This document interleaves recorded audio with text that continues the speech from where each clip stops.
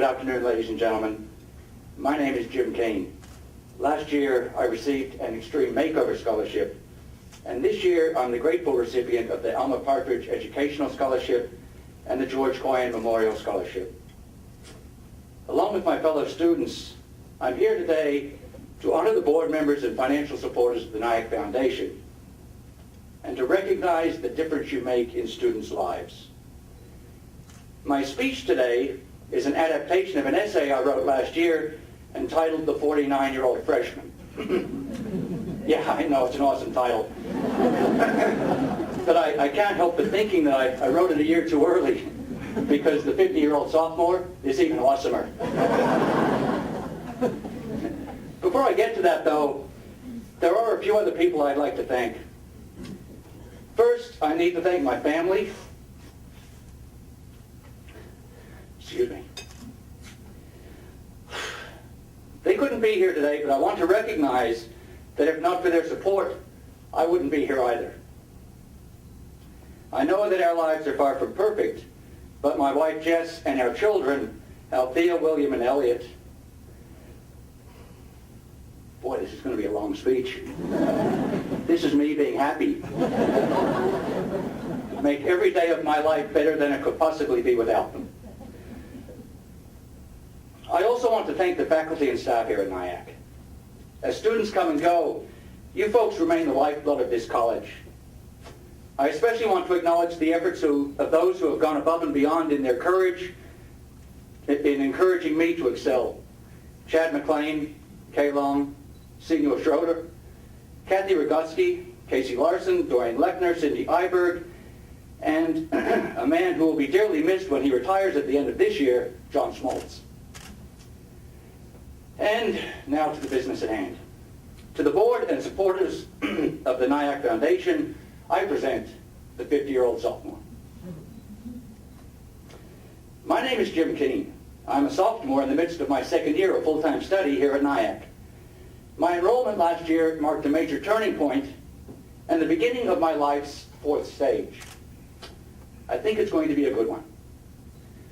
For the first time in memory, with relation to my career, I have clearly defined and attainable goals.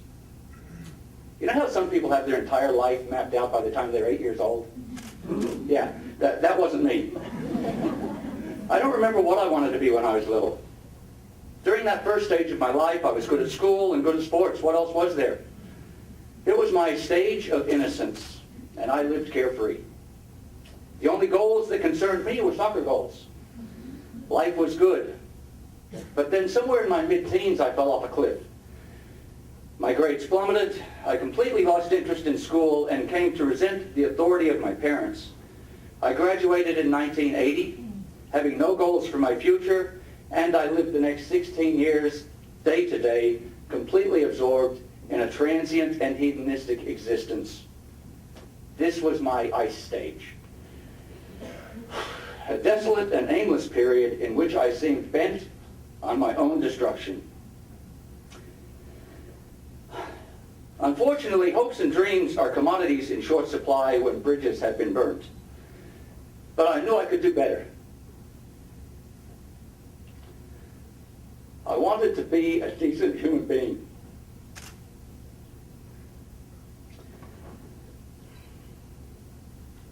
In desperation, I fled Australia and landed in Tucson, Arizona, the place of my birth.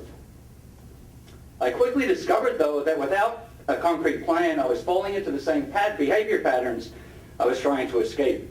So I jumped at an opportunity to become a full-time volunteer in Washington, D.C. I was bound to meet some good people there.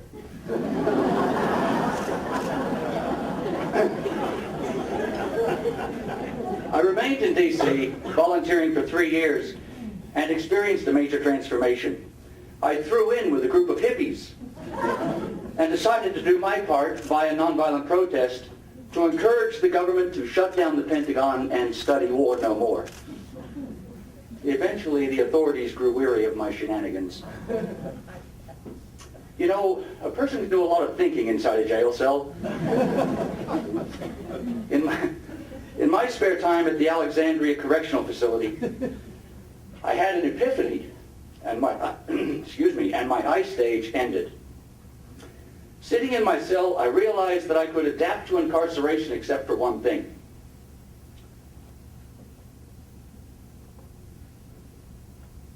I missed my best friend. Excuse me. Jess is the kindest woman that I've ever met. And so, boy, this really is going to be a long speech. And so with my first inkling of a long-term goal, I asked her to marry me, and thus began my stage of reason. We moved to Iowa, Jess's home. We made plans to start a family and save money to purchase a house. I discovered perseverance and stability. Jess and I now have 3 children, and I'm determined to be the best husband and father that I can be. Any regrets regarding my past have since been eased by the knowledge that I would not be surrounded by people that I love and who love me back were it not for my journey. For the better part of the past 16 years, I've worked in construction, and that's why it's my shoulders bothering me. That's why I'm tearing up. I've made a good living, but the physical exertion required in that line of work puts a tremendous strain on a middle-aged body. One day last year, while feeling especially motivated to find a new career, I decided to inquire at NIACC about a dream I'd been sitting on for a long time. I traveled to the campus that morning to explore the possibility of becoming a teacher. I felt good about my effort, even though subconsciously I was very sure that I'd find my moment for such pursuits had passed. Perhaps I came here simply seeking closure for my dream, but Steve, the NIACC advisor with whom I met, could not have been more welcoming. Tests were scheduled, and I was encouraged to apply for the Extreme Makeover College edition. Amid a great deal of self-doubt, I found the courage to apply. And incredibly, I won an Extreme Makeover. That scholarship launched not only my college career, but what I intend to be my golden stage.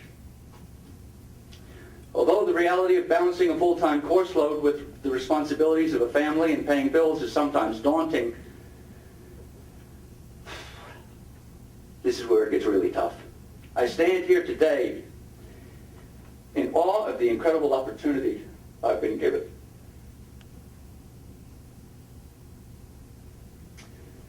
Life does not hold an endless supply of second chances. And I've thumbed my nose at more than I can count. So I'm not exaggerating when I say to the NIACC Foundation, your generosity inspires and amazes me. This college endeavor, though wrought with a thorough capacity to overwhelm, has invigorated me. I have rediscovered the energy of my youth, and now in my second year I realize that I will become a teacher.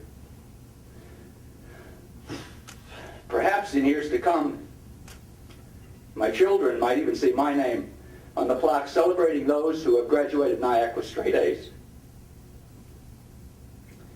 In closing, I can state with absolute certainty